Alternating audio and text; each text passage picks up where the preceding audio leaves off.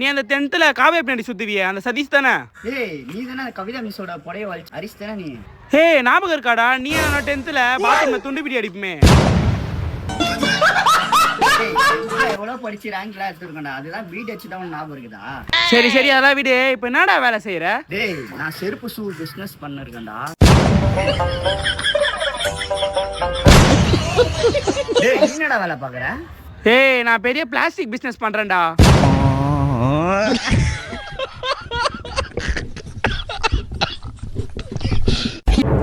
டேய் நீ அரிசு நீ சதீஷு தானே? டேய் அவன் யாரு தெரியல, எல்லா சப்ஜெக்ட்ல ஃபெயில் ஆயிட்டு பக்கத்து கிளாஸ் மிஸ் கிட்ட அடி வாங்குவானே அவன் தான்டா. ஏண்டா இதுதான் தெரியுதாடா உங்களுக்கு?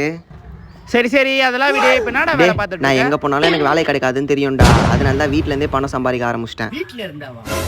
புரியலையே எனக்கு. இன்வெஸ்டே பண்ணாம மந்த்லி 10,000 ரூபாயிலேருந்து 30,000 வரைக்கும் ஈஸியாக பண்ணிட்டு இருக்கேன்டா.